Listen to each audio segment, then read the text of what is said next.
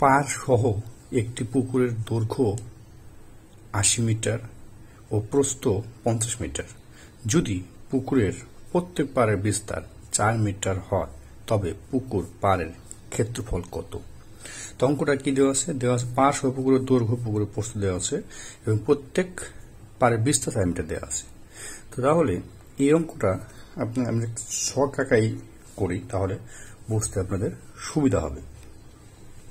তো একটা পুকুর কিরকম হয়? পুকুরের দৈর্ঘ্য প্রস্থ সব থাকে, এটা আপনারা জানেন। তো চলুন আমরা আগে একটা পুকুর আঁকাই। ধরে নেন এটা একটা পুকুর। এই পুকুরের দৈর্ঘ্য হচ্ছে কত? ৮০ মিটার, প্রস্থ হচ্ছে ৫০ মিটার। এখন বলছে পুকুরের প্রত্যেক পাড়ের বিস্তার ৪ মিটার। পুকুরে পাড় আছে, ঠিক আছে?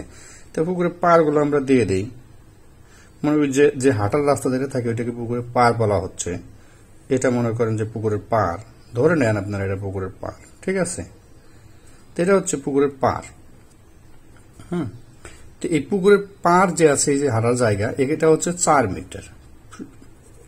৪ মিটার, প্রত্যেক পাশেই ৪ মিটার, ঠিক আছে? তাহলে এখন পুকুরের ক্ষেত্রফল সমান কি? আমরা জানি দৈর্ঘ্য গুণ প্রস্থ। তাহলে এখানে আছে পাড় সহ পুকুরের দৈর্ঘ্য, তাহলে পাড় সহ পুকুরের ক্ষেত্রফল। পাড় সহ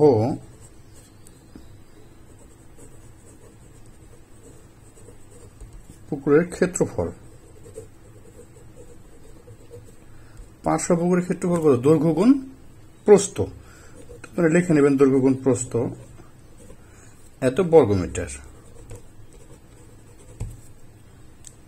তাহলে ৫টা ৪০, ৪,০০০ বর্গমিটার।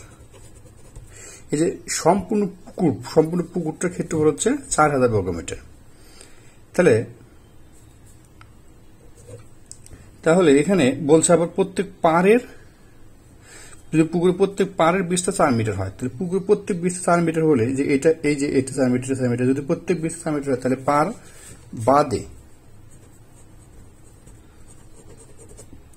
বাদে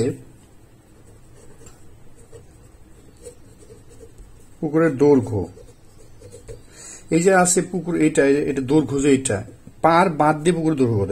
এদিকে পার আছে কত? ৪ মিটার, এদিকে আছে ৪ মিটার। তাহলে পুকুরের সম্পূর্ণ দৈর্ঘ্যটা হচ্ছে ৮০ মিটার। আমি পার বাদ দিব, এই পাশে ৪ মিটার, এই পাশে ৪ মিটার। তাহলে -৪ গুণ 2, অর্থাৎ দুই পাশের যে পার আছে, পারটাকে বাদ দিয়ে দিলাম। তাহলে ৪ দুগুণে ৮, ২ বাদ দিলে ৭২ মিটার। আবার ঠিক একইভাবে পার বাদে পুকুরের প্রস্থ, সম্পূর্ণ পুকুরের প্রস্থ আছে কত? ৫০ মিটার। বাদ যাবে হচ্ছে উভয় পাশে ৪ গুণ 2, মানে দুই পাশ থেকেই বাদ যাবে। তাহলে হচ্ছে ৮,৪২ মিটার। তাহলে পার বাদে পুকুরের ক্ষেত্রফল, পার বাদে পুকুরের ক্ষেত্রফল, পার বাদে পুকুরের ক্ষেত্রফল, পার বাদে দৈর্ঘ্য, পার বাদে প্রস্থ, ৭২ গুণ ৪২ বর্গমিটার। তাহলে ৭২ গুণ ৪২, গুণগুলো হচ্ছে ৩,০২৪ বর্গমিটার। পার বাদে পুকুরের ক্ষেত্রফল পেলাম, পার সহ পুকুরের ক্ষেত্রফল পেলাম। তাহলে কি পাড়ের ক্ষেত্রফল বের করা যাবে না খুব সহজেই? তাহলে পাড়ের ক্ষেত্রফল নাকি পার সহ পুকুরের ক্ষেত্রফল ছিল হচ্ছে ৪,০০০, আর পার বাদে পুকুরের ক্ষেত্রফল হচ্ছে ৩,০২৪ বর্গমিটার। তাহলে এখন এটা থেকে বিয়োগ করলেই হচ্ছে পেয়ে যাচ্ছে আমরা পারের বর্গমিটার। ৪,০০০ থেকে ৩,০২৪ বাদ দিলে ৯৭৬ বর্গমিটার।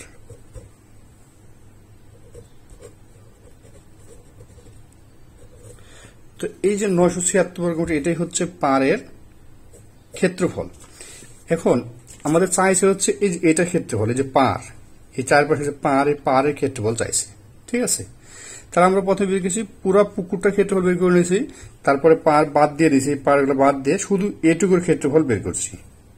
এখন পুরা পুকুর থেকে এটুকু বাদ দিয়ে দিলাম, তাহলে পেয়ে গেলাম আমরা হচ্ছে এটুকু পুরা পাড়ের ক্ষেত্রফলটা পেয়ে গেলাম। ধন্যবাদ সবাইকে।